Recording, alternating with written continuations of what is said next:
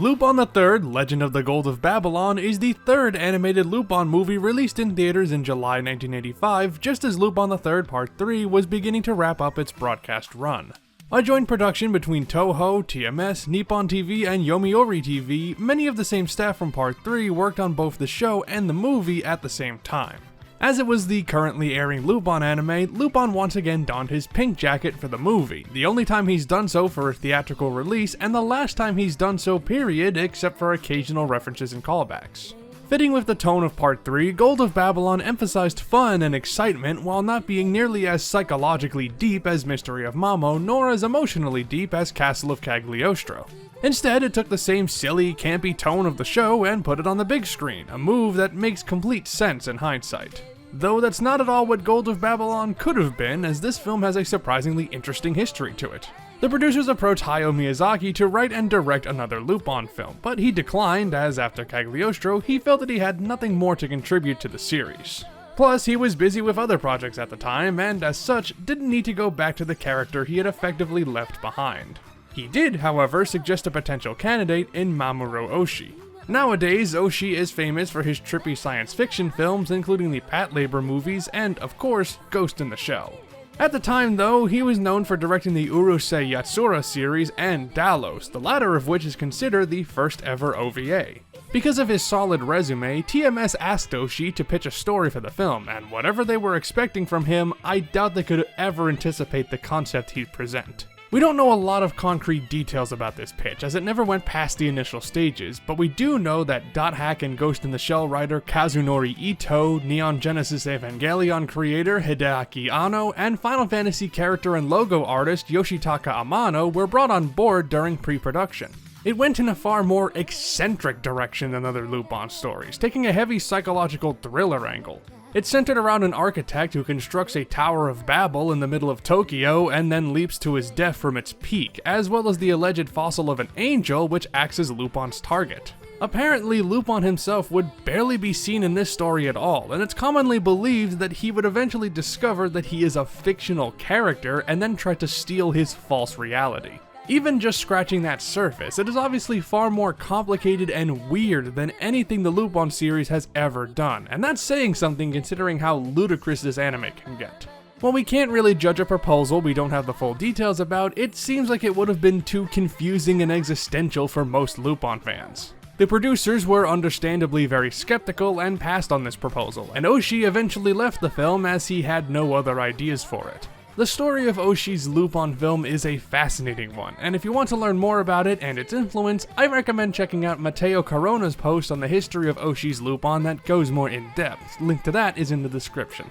And even though it never came to be, it still left its own little legacy.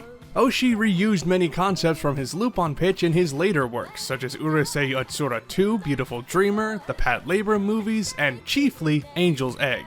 In addition, 009 Re-Cyborg, an anime series directed by Oshii's student Kenji Kamiyama, also took heavy inspiration from Oshii's project. Oshii himself would later be invited back to direct another Lupin film, though he declined as he felt the time wasn't right to return to the franchise. But recently, Oshii finally had the chance to tell a Lupin story as he wrote 2 episodes of Lupin Part 6, and though those episodes are certainly divisive, they at least feel very much in line with the Oshii identity.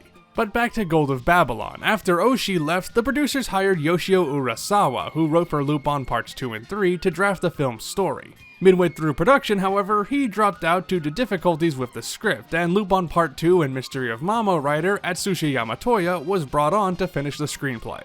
Their story carried over a few elements from Oshii's version, but significantly changed the direction to be more in line with the tones of Parts 2 and 3. The film still needed a director though, and TMS turned to a cult filmmaker known primarily for his live-action work, the late Seijun Suzuki, a director who had a notably surreal style and edge. Famous for directing films like Tokyo Drifter and Branded to Kill, the latter of which, funnily enough, was co-written by Yamatoya, he had been blacklisted in the film industry for 10 years following a lawsuit with the studio he once worked for. Suzuki turned to television and animation during this time, even supervising over Lupin Part 2, which I didn't know about until writing this video. Now, his work on Gold of Babylon as a director is mostly in name only, as his co-director Shigetsugu Yoshida, an assistant director on Castle of Cagliostro, handed most of the actual directorial work. But Suzuki's storytelling techniques definitely influenced the film one way or another, and his contributions, even if not technically large, are obvious. The crew had less than a year to bring the film together while also working on Part 3's second run of episodes, and the constantly shifting talent behind the director and writer's chairs couldn't have helped matters. To their credit though, they managed to pull it off, as Legend of the Gold of Babylon hit theaters in Japan on July 13th, 1985.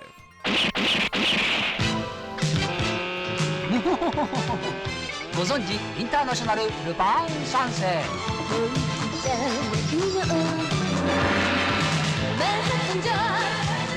チコちゃんやっと二人結ばれたねこれは縛られてんの夏まで待っててバビロン After its release, it didn't find nearly as wide an audience outside of its native country as the previous movies. It did receive a subbed VHS and Laserdisc release in 1995, and was released on DVD and Blu-ray by Discotek a few years ago, but it isn't very widely known outside the fanbase. Due to this, not to mention its strange, bizarre tone and relation to Part 3, I feel like many in the fandom discard this movie as an inherently lesser product. That legacy is somewhat unwarranted, although I have to admit, this is an adventure that I don't really care for. First though, let's get to the plot summary.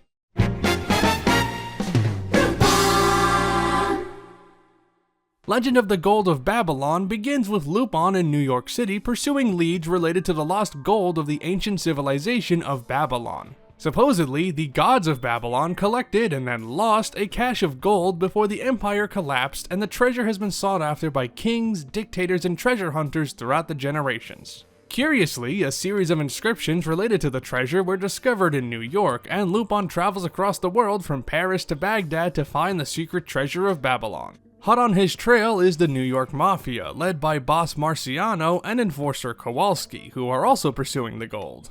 And of course there's Zenigata, who's been roped in to judge the Miss ICPO beauty pageant, which, yes, is a thing that happens. He's then tasked with chasing after Lupin with 5 ICPO officers who participated in the pageant, and the 6 of them tail Lupin in his quest to get the gold of Babylon.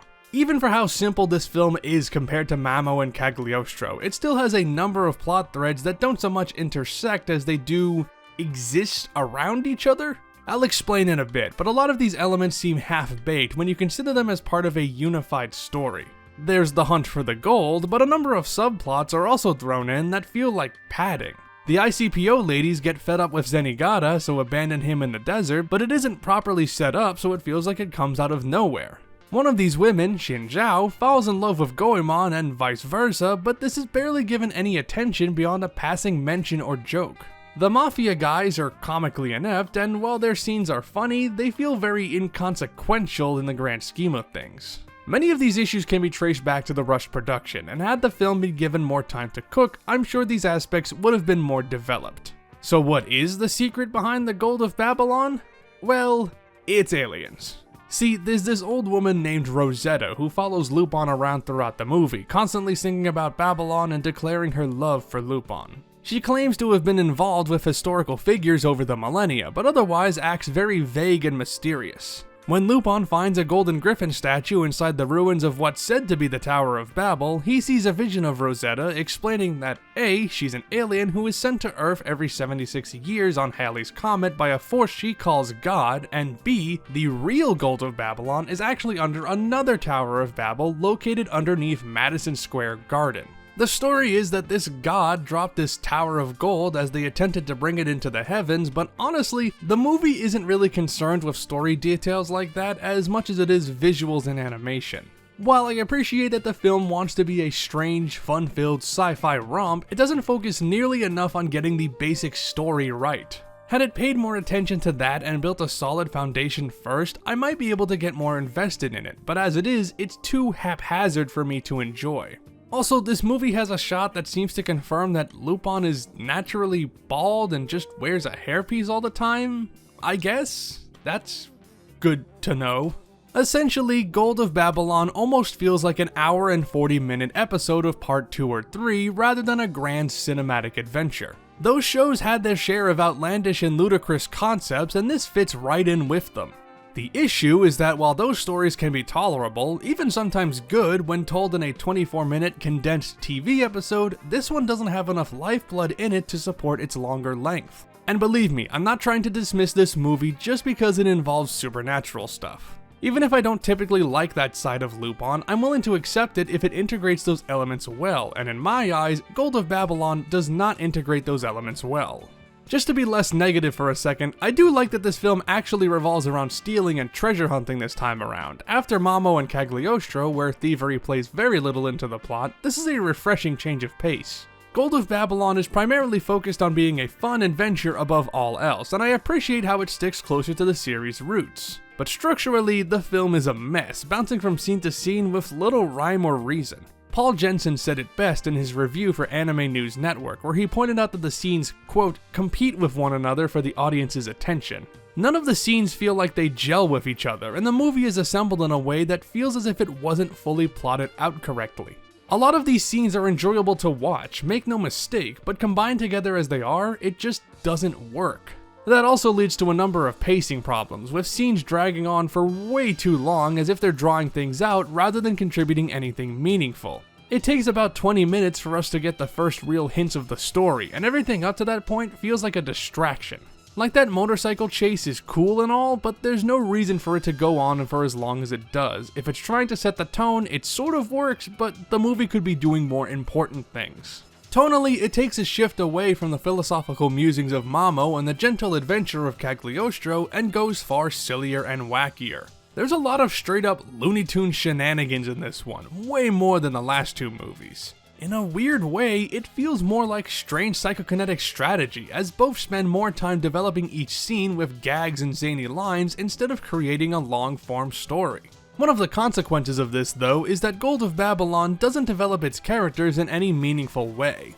Lupin, Jigen, Goemon, Fujiko, and Zenigata all hit their expected notes, but don't stand out in any way. Lupin's obviously given the most screen time, but just sorta acts like his typical self. Jigen's barely even in this one. Goemon has that romantic story that goes nowhere and not much else. Fujiko isn't really doing anything noteworthy, and while Zenigata's interactions with the ICPO ladies are sometimes worth a chuckle, he feels more tacked on in this one. Rosetta is a strange addition to the movie, and not one that's brought in naturally. She often feels like she arrives in scenes out of convenience rather than having it make sense for her to appear where she does. She's important for the story, I get that, but she feels clumsily implemented.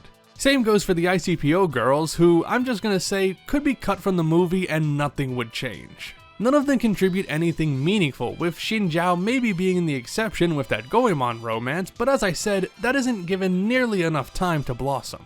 And for characters who represent multiple different countries, they do a poor job actually feeling tied to their national identities. We get bits and pieces of that with the pageant scene, but it mostly amounts to broad stereotypes that don't inform us about these individuals. Not that these aren't the only stereotypes in this film, but we'll get to that in a second. Even the villains kinda suck. Marciano is far less intimidating than he should be, instead being a whiny little bastard who is so dedicated to his pursuit that he feels one note. And Kowalski just feels like a generic tough guy, even if his minions do earn a laugh every so often. They're an obstacle, sure, but not one that's satisfying for Lupin to overcome. I should note that these problems extend to both the original Japanese voiceover and the English dub, released on Discotek's DVD and Blu-ray release in 2018. The dub features the Part 2 cast, which, going forward, I'll just refer to as the Geneon crew for simplicity's sake, even if that company isn't producing Lupin dubs anymore. It sticks mostly to the Japanese script while adding or changing some jokes here and there, not on the level of Part 2, but enough to give it somewhat of a different flair. Despite the occasional line that gets lost in translation and the ICPO girl stereotypes feeling a little worse, it's a fine enough way to watch the movie, I suppose. On the visual side of things, if you're a fan of the cartoony and rubbery art style from the latter half of Part 3, you'll certainly enjoy the animation here. If you watch my retrospective on that show, you know I don't prefer this art style, so I am admittedly viewing this with a negative bias, but for what it's worth, I don't think this looks too bad. I still don't like the character designs, and some shots of Lupin especially look pretty bad, but overall, I'd say the art style is pretty decent, and the color palette is still very nice. I can't, however, get past the limited animation, as while I think the visuals are fine when looking at stills, seeing it in motion just makes it feel cheap.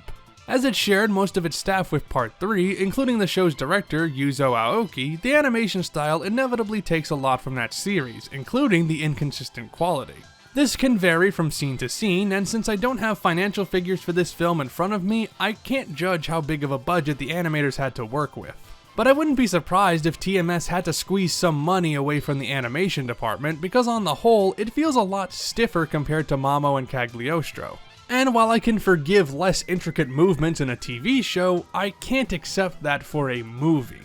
This isn't a critique of the animators, they were working under a tight schedule and I understand that. I'm solely examining the product here, and on that front, it just doesn't look great. And speaking of not looking great, let's talk about the unfortunate side of Gold of Babylon's art, all the racist caricatures and stereotypical designs for black characters. It represents the cultural and racial diversity of New York in the worst way possible, depicting black characters through designs that are clearly influenced by classic racist cartoons and artworks. This was obviously unacceptable when the movie came out and is unacceptable now, and it is a sour mark on the movie that cannot be ignored. This isn't the first time this has happened in the Lupin franchise either, as Part 3 also featured designs like this in a few episodes, and to be honest, I should have done my due diligence and brought it up when discussing that show too, so I apologize for that. And listen, before you say, well, the animators probably weren't trying to be racist, that's not the point. In fact, I do doubt that that was their intent. I'd chalk it up to bad research, taking influences from sources without understanding the context behind them. The fact still remains though that these designs are harmful, and using them like this, even if it wasn't intended to be offensive, is in extremely poor taste. Anyway, back to something more positive, the music, composed once again by Yuji Ono. It continues in the same vein as Ono's Part 3 soundtrack, so as you'd expect, favors synths and ethereal sounds. I like these songs quite a bit, not the best Lupin soundtrack, but it's still Ono doing what he does best, and it's a highlight of the movie for sure. It's great to hear some songs from Part 2 return as well. I mentioned that Ono couldn't use tracks from that series for Part 3 because of licensing issues, but that didn't apply here, and it's great that some classic songs could return this time. But if we're talking about the music, we have to talk about the theme song Manhattan Joke, composed by Ono with lyrics by Yasushi Akimoto and performed by Naoko Kawai. It's very 80s and very Part 3, and a perfect way to get the film started. This film debuted before the Part 2 theme became the de facto intro song for basically every Lupin media, and that song does rule, but it's nice hearing a different song set the mood this time.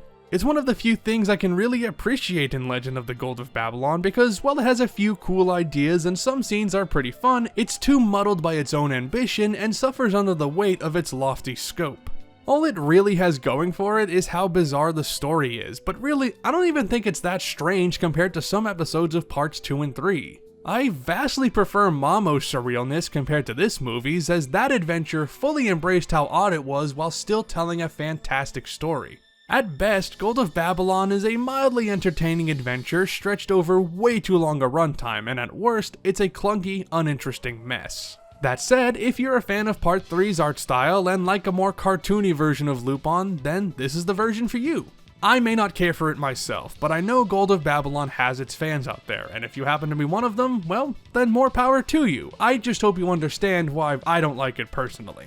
Next time we'll be looking at another somewhat polarizing work, the 1987 OVA Fuma Conspiracy, a Lupin project unlike any other as it discarded a lot of Lupin mainstays on the casting and production side, and yet still managed to be a fun little adventure in its own right. For now, if you enjoyed this video, then give it a like, leave a comment, and make sure to subscribe and click that bell to be notified when new videos go live. Apologies for the small delay between this and the Part 3 video. If you missed my update, I needed to scale back my video making schedule a bit, but Lupin retrospectives are back in full force now. Until next time, this is Cloud Connection signing off.